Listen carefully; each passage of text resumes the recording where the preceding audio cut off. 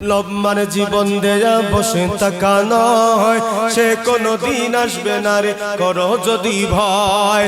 আসবে বিজয় রক্ত আর জীবনের বিনিময়, আসবে বিজয় রক্ত আর জীবনের বিনিময়। বিপ্লবমান জীবন দেয়া বসে থাকা নয়, সে কোনদিন আসবে না রে করো যদি ভয়। লড়াইয়ের ওই ময়দানেতে যেতে তোমাকেই হবে, প্রয়োজন সব রক্তটুকু জমিনে ঢেলে দেবে। লড়াইয়ের ওই ময়দানেতে যেতে তোমাকেই হবে, প্রয়োজন সব রক্তটুকু জমিনে ঢেলে দেবে। তবুও তোমায় লড়তেই হবে, মানিবে না পরাজয়। তবুও তোমায় লড়তেই হবে, মানিবে না পরাজয়। বিপ্লব মানে জীবন দেয়া বসে থাকা নয়, সে কোনদিন আসবে না রে করো যদি ভয়।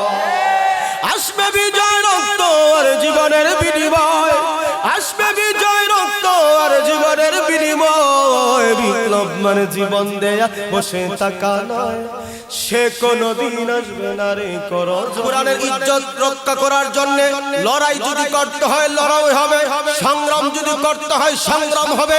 কোরআনের ইজ্জত আমরা সহ্য করতে পারি না, কোরআনের অপমান আমরা সহ্য করতে পারি না। এই কোরআনের জন্য জীবন দিতে পারি, রক্ত দিতে পারি, অর্থ দিতে পারি। কথা বলেন ঠিক কিনা? আল কোরআনের সৈনিক আমি, নেই তো কোনো ভয়। এক আল্লাহর গোলাম আমি, এই তো পরিচয় আমার, এই তো পরিচয়।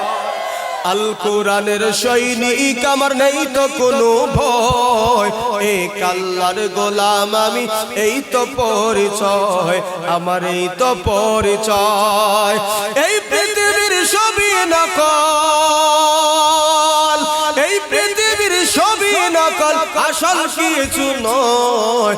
এক আল্লাহর গোলাম আমি, এই তো পরিচয় আমার, এই তো পরিচয়।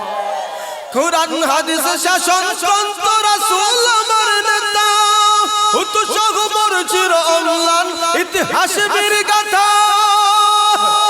এক আল্লাহ ছাড়া আমার দিলে, এক আল্লাহ ছাড়া আমার দিলে এই তো কারু ভয়। এক আল্লাহর গোলাম আমি, এই তো পরিচয় আমার, এই তো পরিচয়। আর ঈমান আমল রিফ্রেশ করার, মজবুত করার একটাই হাতিয়ার, অপরাধ হয়ে গেছে মালিক, এই জন্য আমাদের উপর আপনি শত্রু ঢেলে দিয়েছেন। অপরাধ হয়ে গেছে মালিক, এই জন্য আপনি আমাদের উপর গুসা হয়ে গেছেন। আমরা ফিরে আসলাম আপনার দরবারে, আমাদেরকে আর তাড়িয়ে দিয়েন না, মাফ করে দেন। ঈমান আমল মজবুত করে যদি সামনে এগিয়ে দিতে পারি, খোদার কসম বাতিল মুসলমানের পায়ে আসতে বাধ্য হবে। সোনালী ইতিহাস আমরা ভুলে গেছি, তার একটাই কারণ আমরা দুনিয়ার চাকচিক্য লোভে পড়ে গেছি। কথা বলে ঠিক নেই? তো আমাদের অপরাধ আছে নি? এই অপরাধ থেকে ফিরে আসার সবচেয়ে বড় হাতিয়ার, সেটা হচ্ছে তাওবা। কথা বলে ঠিক নেই? তাওবা অবশ্যই করতে হবে। খাঁটি দিলে গালের মধ্যে দুই সরিদা তওবা বলে হামই বলি কথা কর, এই তওবার কোনো কাম নাই। আপনি বিলাই রে যদি কন, এই বিলাই তুই শীতল খাইবি না, শুটকি খাইবি না, সাথে লাড়ি রাখছি, তখন লাড়ি যদি 20টাও রাখে এর আটকাইতে পারবা না। কথা বলেন? এই কইব তোমার লাঠি তোমার জায়গা, বাদামি ফললেন না বাস্তাম। কথা বলেন ঠিক নেই? ঠিক তদ্রুপভাবে আপনি আমি যদিও তওবা মুখে মুখে বলি, যদি ফিরে না আসি গুনাহ থেকে, এটার নাম তওবা হবে। এই জন্য আল্লাহ পাক রব্বুল আলামিন বলেন, শোনো ইমানদারেরা, তোমরা কাটি দিলে তওবা করো। তওবার মতন তওবা যদি করতে পারো, আল্লাহ বলেন তোমার গুনাহ মাফ হয়ে যাবে। এই জন্য আমি যে আয়াতে কারিমা তেলাওয়াত করেছি, এই আয়াতের চমৎকার একটা শানে নজুল আছে। নবীজির একজন সাহাবী হযরত ওয়াহশী রাদিয়াল্লাহু তাআলা আনহু, উনি মুসলমান হওয়ার আগের ঘটনা, আগের ঘটনা। উনি উতবার গোলাম, সে উতবার মেয়ের গোলাম ছিলেন। উতবা বদরের যুদ্ধে মুসলমানদের হাতে নিহত হয়েছিল। উতবার মেয়ের নাম ছিল হিন্দা। সে ছিল আবু সুফিয়ানের স্ত্রী। যদিও আবু সুফিয়ান পরবর্তীতে মুসলমান হয়েছিলেন। হিন্দা চিন্তা করলো যদি মেয়ে তার বাবার প্রতিশোধ নেবে। আমাদের সমাজে এমন নারী আছে যাদের জেদ তাকে বেশি, ইগনোর তাকে বেশি, কথা বলেন ঠিক নেই? যার বাস্তব প্রমাণ হইল 5ই আগস্ট, কথা কোন ঠিক কিনা? জিদ করে জেদ ধরে সমাজ টিকে রাখা যায় না। অপমান এক সময় আসেনি না নাই? এই জন্য আমাদের সমাজের অনেক মা বোন আছে জেদ বেশি, যার কারণে স্বামী যখন 3 কথা দিয়ে বাড়ি পাঠায়, 1 সপ্তাহ যেতে না যেতে বাড়িতে অপমান, কথা বলেন ঠিক কিনা? যদি একটু ধৈর্য ধরে থাকতা তাহলে পরিবার সুন্দর, সমাজ সুন্দর, কথা বলেন ঠিক কিনা ভাই? এই জন্য আল্লাহ তাআলা নারীর থেকে পুরুষদেরকে ক্ষমতার একটু শক্তি দিয়েছেন বেশি। কোন কোন জায়গায় পুরুষ থেকে নারীদের মর্যাদা দিয়েছেন বেশি, কথা বলে ঠিক নেই? এক জায়গায় নারীর সম্মান বেশি, আরেক জায়গায় পুরুষের সম্মান কম, আরেক জায়গায় পুরুষের সম্মান বেশি, আরেক জায়গায় নারীর সম্মান কম। আমার আল্লাহ মিলে মিশে সৃষ্টি করেছেন, কথা বলেন ঠিক কিনা? তারপর জেদ বেশি হইল নারীদের, কথা বলেন ঠিক নেই? হিন্দা চিন্তা করলো আমার বাবা বদরের যুদ্ধে শহীদ, আমার বাবা বদরের যুদ্ধে নিহত হয়েছে, আমি তার প্রতিশোধ নিব। এই জন্য তার গোলাম ছিল ওয়াহশী। ওয়াহশীকে বলল, ওয়াহশী তুমি কি আজাদ হতে চাও? ওয়াহশী বলল, হ্যাঁ অবশ্যই অবশ্যই আমি আজাদ হতে চাই। ওই সময় হিন্দা ডাকটা বলল, তুমি যদি আজাদ হতে চাও তাইলে একটা জিনিস আছে, একটা জিনিস, সেটা কি? বলল, তোমাকে আজাদ করে দিব তুমি যদি যে আমার বাবারে হত্যা করলো তাকে যদি মারতে পারো তাইলে তুমি আজাদ। ওয়াহশী বলল, সে কে? এবার হিন্দা ডাকটা কয়, সে আর কেহ নয়, মুহাম্মদের আপন চাচা হামজা। সবাই বলেন রাদিয়াল্লাহু তাআলা আনহু। ওয়াহশী তো মুসলমান নয়, এই জন্য আমার নবীকে, আমার নবীর কত সম্মান, আমার নবীর কত ইজ্জত, আমার নবীর কত দাম সেটা জানে না। আমার নবীর আপন চাচার কত সম্মান, আপন চাচার কত দাম সে জানে না। সে তো বিভোর ছিল, আমি তাকে যদি কোনো কৌশলে মারতে পারি আমি স্বাধীন, কথা বলি ঠিক নেই? এই জন্য বলল চান্স একটা আছে।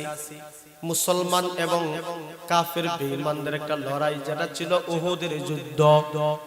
উহুদের যুদ্ধ যখন ওয়াহশী চলে যায়, ওয়াহশী চলে যাওয়ার পরে আমার বন্ধুগণ, আমার প্রাণের ভাইরা, ওয়াহশীর সামনে পিছনে ডানে বামে অনেক মুসলমান সৈন্য দৌড়াদৌড়ি করে, কিন্তু ওয়াহশী কারো উপর আঘাত করে না। কারণ ওয়াহশীর একটাই চিন্তা, আমি তো মারার জন্য আসি নাই, তবে আমার মালিক যেহেতু একটা শর্ত দিয়ে ফেলেছে, আমি যদি হামজাকে মারতে পারি আমি স্বাধীন, তাইলে হামজাই হলো আমার টার্গেট, কথা বলেন ঠিক কিনা?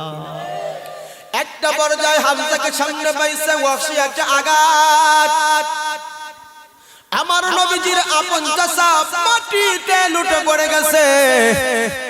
আঘাত করে করে হিন্দার সামনে যখন নিল, হিন্দার সামনে নেওয়ার পরে হিন্দা ওই সময় ওয়াহশীকে বলল তার বুকটা ছিঁড়ে ফেলো।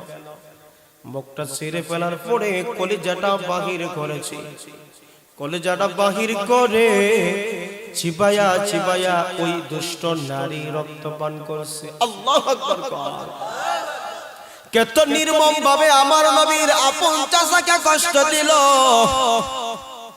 ওইদিকে হিন্দা এত ভাবে জটিল ভাবে নবীর চাচাকে, মৃত লাশকে কষ্ট দিল। আমার নবী শুনে আর ধৈর্য ধরে রাখতে পারলেন না। ওয়াহশী আবার বলল, হিন্দা বলল, যাও তুমি আজাদ। ওয়াহশী আজাদ হয়ে যায়। আজাদ হওয়ার পরে একটা সময় ওয়াহশীর হুঁশ ফিরছে। কি করেছি, কি অপরাধ করেছি? আমি তো দেখি সামান্য আজাদের জন্য নবীর কলিজার টুকরা চাচাকে আমি শহীদ করে ফেলেছি। আমি যদি ইসলাম ধর্ম গ্রহণ করতে চাই আমার কোনো সুযোগ আসেনি। এই জন্য ওয়াহশীর ভিতরে একই একটা টেনশন। আল্লাহর নবী, মায়ার নবী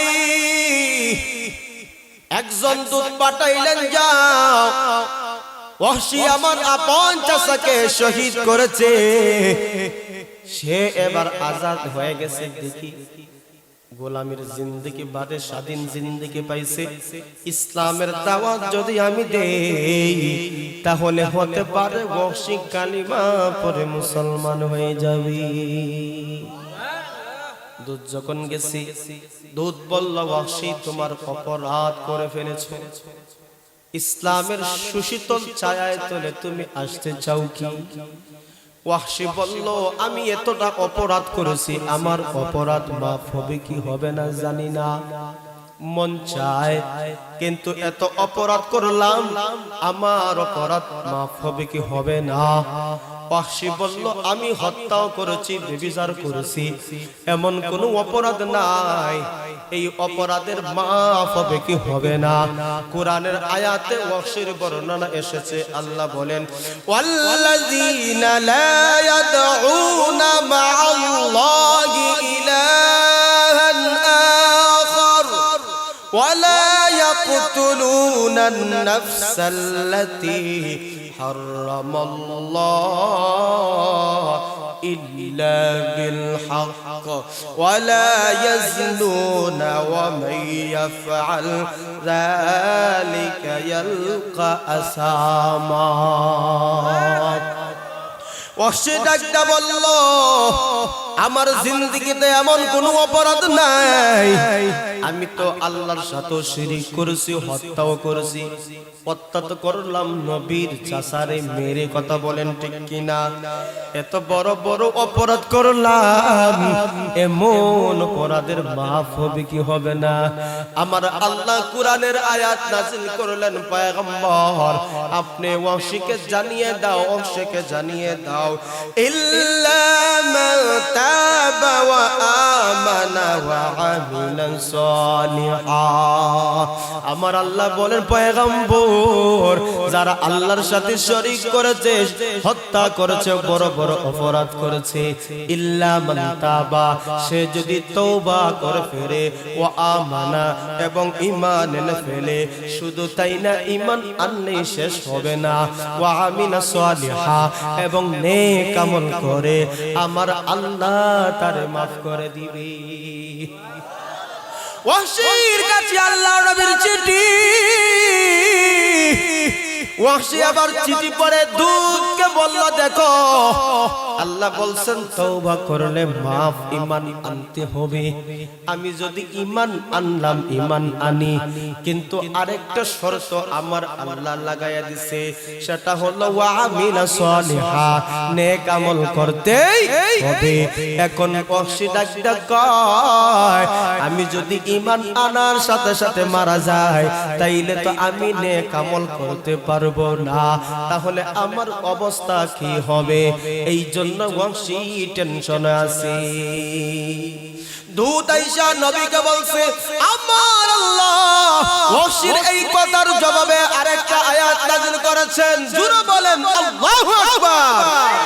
আমার আল্লাহ বলেন, ইন্নাল্লাহা লা ইয়াগফিরু আন ইউশরাকা বিহি ওয়া ইয়াগফিরু মা দুনা যালিকা লিমান ইয়াশা।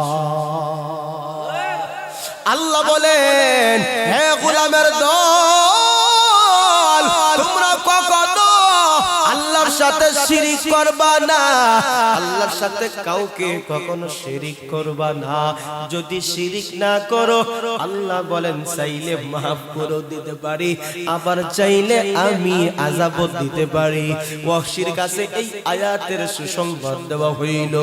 এবার ওয়াহশী ডাকদা বলল, ভাই দূত, আমার আল্লাহ তো বলেছেন ঠিক আছে, আমি শিরিক থেকে মুক্ত হয়ে গেলাম, আল্লাহ চাইলে মাফও করতে পারে, আবার চাইলে শাস্তিও দিতে পারে।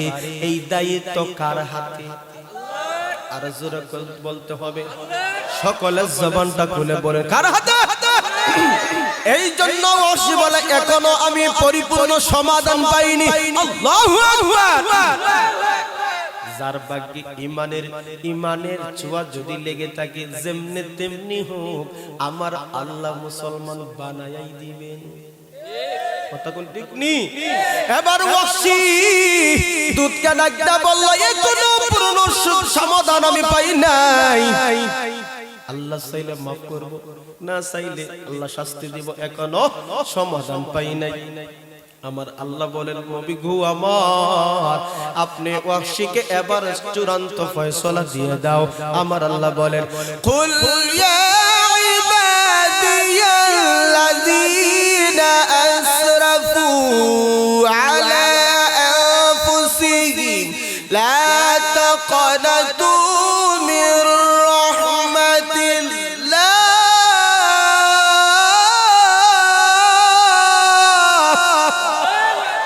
আমার আল্লাহ বলেন, ও পয়গম্বর, আপনি ওয়াহশীকে চিঠির মাধ্যমে আপনি জানিয়ে দাও। আল্লাহ বলেন, কুল ইয়া ইবাদিয়াল্লাযীনা আসরাফু আলা আনফুসিহিম লা তাকনাতু মির রাহমাতিল্লাহ ইন্নাল্লাহা ইয়াগফিরুয যুনুবা জামিআ ইন্নাহু হুয়াল গফুরুর রহিম। আল্লাহ বলেন, তোমরা যারা গুনাহ করতে করতে করতে করতে তোমাদের নিজের নফসের উপর জুলুম করে ফেলেছো, নিজের নফসটাকে নষ্ট করে ফেলেছো, আমার আল্লাহ বলেন আল্লাহ যে ক্ষমা করবেন, এই ক্ষমার ব্যাপারে তোমরা হতাশা হইও না।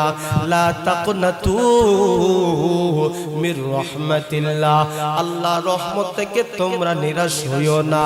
এবার ওয়াহশী যখন এই চিঠির জবাব পাইল, এবার ওয়াহশী বলল, এখন চূড়ান্ত সমাধান পাইলাম, আমি কালিমা পড়ে মুসলমান হয়ে যেতে চাই। আল্লাহ নবী মায়ার নবীর সামনে এসে বলল, পয়গম্বর আর দেরি করতে পারি না, আমারে কালিমা পড়ে মুসলমান বানিয়ে দাও। নবী কালিমা পড়ে মুসলমান বানিয়ে দিলেন। ওয়াহশী এবার হয়ে গেল মুসলমান। আমার বন্ধুগণ, আমার প্রাণের ভাইরা, যদি 80 বছরের অধিক কোন কাট্টা কাফির যদি শিরিক থেকে ফিরে আসে, আল্লাহকে এক বলে বিশ্বাস করে তওবা করে ফেলে, আমার নবী মায়ার নবী বলেন জীবনের অতীতের সকল গুনাহ মাফ হয়ে যায়। এই জন্য ওয়াহশীর সকল জীবনের গুনাহ মাফ হয়ে গেল, নিষ্পাপ হয়ে গেল। আল্লাহর নবী মায়ার নবী একদিন বললেন, ওয়াহশী একটু বর্ণনা দাও, আমার চাচাকে তুমি কেমনে শহীদ করেছিলে? ওয়াহশী বললেন, হুজুর এটা বড় হৃদয় বিদারক কথা, কেমনে আপনাকে বলি? আমি ইচ্ছা করে গো নবী, ইচ্ছা করে আমি তো শহীদ করতে চাই নাই, আমি ছিলাম হিন্দার গোলাম। সে শর্ত লাগাইল, যদি আপনার চাচাকে মারতে পারি আমারে সে আজাদ করে দিবে। আজাদের লোভে গো নবী আপনার চাচাকে হত্যা করলাম, হাত কাটলাম, আপনার বুক ছিঁড়লাম, নাক কাটলাম, অঙ্গ প্রত্যঙ্গ কাটলাম। আমার নবী ডাকতে বলে, ওয়াহশী আর বর্ণনা দিস না, আমি নবীর কলিজাটা ফেটে যাবে। আমার নবী কান্না জড়িত কণ্ঠে ওয়াহশীরে বললেন, ওয়াহশী তুমি মুসলমান হয়েছ, তবে মাঝে মাঝে আমার চোখের আড়ালে তাকিও, কারণ তোমার দেখলেই আমার চাচার কথা স্মরণ হয়ে যায়। ও মুসলমান ভাই, তাইলে আমার আপনার জীবনে অপরাধ আছে না না? আজকে এই দুনিয়াতে আছি, কালকে আপনি আমিও থাকবো না, কার কোন দিন মালাকুল মউত হাজির হয়ে যায়। এই জন্য অবশ্যই কাটিয়ে দিলে তওবা করার দরকার আছে না নাই? এই জন্য গালে দুইটা থাপ্পড় দেওয়ার নাম তওবা নয়। 60-70-80 বছর জিন্দেগির ভিতরে আপনি গামছা ধরিয়া তওবা করলা, এটার নাম কাটি তওবা নয়। যখন গুনাহ করার শক্তি আছে, গুনাহ করার ক্ষমতা আছে, ওই গুনাহ থেকে ফিরে আসার নাম হইল কাটি। গুনাহ থেকে ফেরার তওবা। কথা বলেন ঠিক কি না? ও মুসলমান, এই জন্য আল্লাহ বলেন, গুনাহ থেকে তুমি যদি বাঁচতে চাও, অপরাধ থেকে তুমি যদি বাঁচতে চাও, আল্লাহ বলে বান্দা তুমি আল্লাহর ভয় করো। একজন বান্দা যখন আল্লাহর ভয় করবে, ওই বান্দা গুনাহ থেকে ফিরে আসতে পারে। এটা আমার কথা না, আমার কথা না, আমার আল্লাহ কোরআন মাজিদেই উল্লেখ করেছেন। বিসমিল্লাহির রাহমানির রাহিম।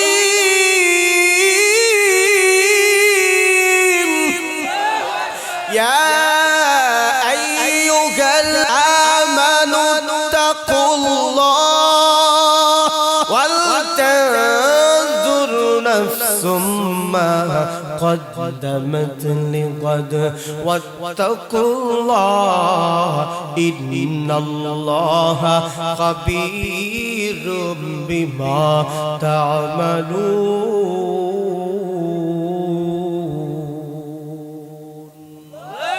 আল্লাহ বলেন, হে ইমানদারেরা, হে ইমানদারেরা, আমরা এখানে যারা বসে আছি আমরা সবাই ইমানদার কি ইমানদার নয়? বুঝা গেল আল্লাহ আমাদেরকে বলছেন, হে দাউদপুরের মুসলমান, হে বিশ্বের মুসলমান, হে ইমানদাররা, ইত্তাকুল্লাহ, ইত্তাকুল্লাহ, তোমরা আল্লাহর ভয় করো। ভয়টা আসবে কিভাবে? আমার আল্লাহ বলেন, ওয়াল তানজুর নাফসুম মা কদ্দামাত লিগাদ, তোমরা আখিরাতের দিকে একটু নজর দাও, আখিরাতের দিকে একটু দৃষ্টি দাও। আখিরাত বলতে কি বোঝানো হয়? মানুষের জীবনের প্রথম ঘাঁটি হইল কবর। কবরের কথা স্মরণ করো। মানুষের জীবনের আরেকটা অধ্যায় হলো ফুলসিরাত। ফুলসিরাতের কথা স্মরণ করো। মানুষের জীবনের চূড়ান্ত সফলতা এবং ব্যর্থতার জায়গা হলো হাসরের ময়দানে বিচার। সেই দিবসের কথা স্মরণ করো। কিয়ামতের কঠিন ময়দানে আল্লাহর সামনে আমাকে আপনাকে দাঁড়িয়ে যে হিসাবগুলো দিতে হবে, আমি সঠিকভাবে হিসাব দিতে পারবো কি পারবো না একটু স্মরণ করো। এই কথাগুলা বান্দা যদি একটু ফিকির করে, একটু চিন্তা করে, এই মানুষটা অতি সহজে গুনার কাছে পা বাড়াতে পারে না। যার মনে নাই আল্লাহর ভয়, তার মনে যা চাই তাহাই করে রয়।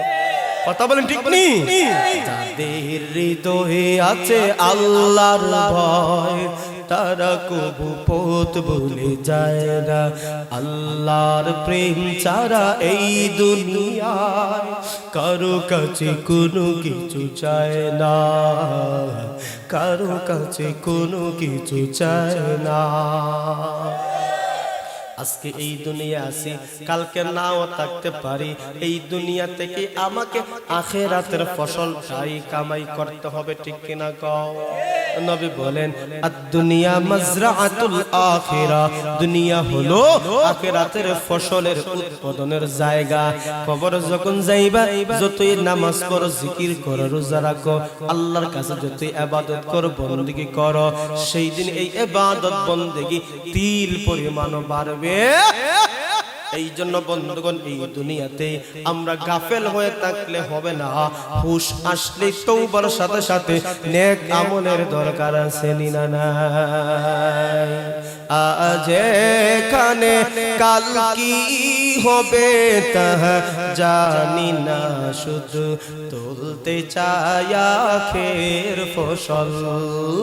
আমরা যে আল্লাহর পাগল, আমরা যে আল্লাহর পাগল। আওয়াজ শুনতে চাই, আমরা কার পাগল? কিছু তারা কয় না আমরা কার পাগল? দুনিয়ার জরিনার পাগল, কথা কোন না কেন? আমরা কার পাগল হতে চাই? আওয়াজ দেন, কার পাগল? সকলে বলেন, আমরা যে আল্লাহর পাগল, আমরা যে আল্লাহ জীবনের সকল দেয়ালে হয় গো যেন ইচ্ছাতে তোমার, সইতে পারি যেন হাসি মুখে, চলতি পথে বাধা আঘাত কাটার, জীবনের সকল দেয়ালে হয় গো যেন ইচ্ছাতে তোমার, সইতে পারি যেন হাসি মুখে, চলতি পথে বাধা আঘাত কাটার, ভুল হলে হই যেন অশ্রু সজল, ভুল হলে হই যেন অশ্রু সজল, আজ কানে কাল কি হবে তা জানি না, শুধু তুলতে চাই আখের ফসল, আমরা যে আল্লাহর পাগল, আমরা যে আমরা যে আল্লাহর পাগল, আমরা যে কথা বলেন না, কার পাগল হতে চাই? মাওলা তোমায় ভালোবেসে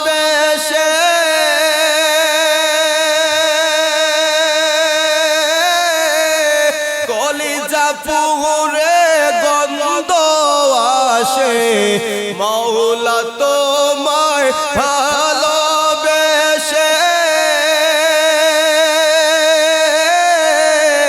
কলিজা পুরে গন্ধ আসে, আমি তোমার প্রেমে যাব মিশে, তোমার প্রেমে যাব মিশে, দূরে ঠেলে দিও না, পুরে পুরে চাই হইল এই যে পাগলের সিনা, পুরে পুরে চাই হইল এই যে পাগলের সিনা, ধরা দিও দাও না ধরা,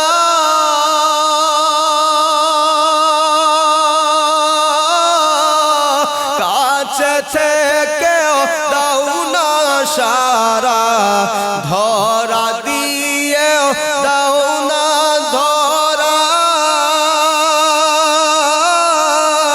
কাছে থেকেও দাও না সারা, আমি তোমার প্রেমে যাব মিশে, তোমার প্রেমে যাব মিশে, দূরে ঠেলে দিও না, পুরে পুরে চাই হইল এই যে পাগলের সিনা, পুরে পুরে চাই হইল এই যে পাগল।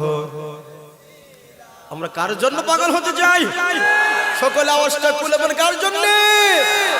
আল্লাহর জন্য যদি পাগল হতে চাই, আল্লাহ বলবেন, আমার গোলাম তুই দুনিয়াতে আমার জন্য ব্যস্ত ছিলি, আমার জন্য পাগল ছিলি, যা তোর জীবনের অতীত গুনাহ মাফ করে দিলাম, তুই জান্নাতে চলে যা। কত পাগলকে আল্লাহ তাআলা জান্নাতে পাঠিয়ে দিবেন, বিনা হিসাবে আল্লাহ জান্নাতে পাঠিয়ে দিবেন। কাউকে যদি আল্লাহ ধরেন বান্দা হিসাব দিয়ে সম্ভব না জান্নাতে যাওয়ার, আল্লাহ দয়া ছাড়া। তো আমরা জীবনে গুনাহ আসেনি, অপরাধ আসেনি, এই অপরাধ এবং গুনাহ থেকে তওবা করার দরকার আসেনি না নাই? সামনে রমজান মাস আসছে, গুনাহ খাতা মিটিয়ে বরকতের মাস, রহমতের মাস, নাজাতের মাস, এই মাসের জন্য প্রস্তুতি নেই। আজ থেকেই আমরা তওবা করি, আল্লাহ আমরা জীবনে যত অপরাধ করেছি সকল অপরাধ থেকে বিরত হইয়া, লজ্জিত হইয়া বর্তমানে গুনাহ ছেড়ে দিলাম মালিক, ভবিষ্যতে আর গুনাহ করব না নিয়ত করেছি, ওয়াদা করেছি। আমরা ফজর থেকে আমরা জামাতের সাথে নামাজ পড়ার চেষ্টা করব, আর কোনদিন নামাজ ছাড়ব না, এরকম ওয়াদা নিয়ত করতে পারেনি ভাই? কথা বলে পারেনি ভাই? এই দুনিয়া সামান্য কিছু দিনের, আজকে আসি কালকে থাকবো।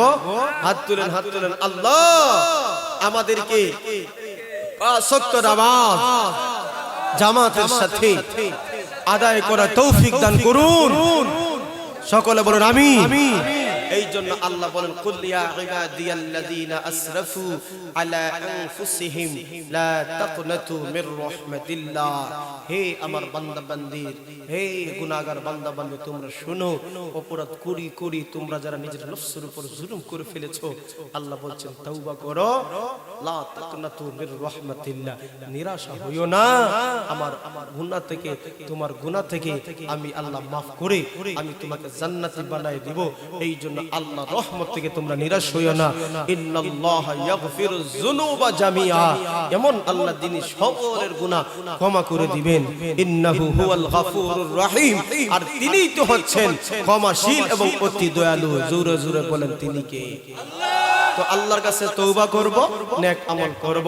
এই জন্য আল্লাহ বলছেন নেক আমল দুই তরিকায় হয়।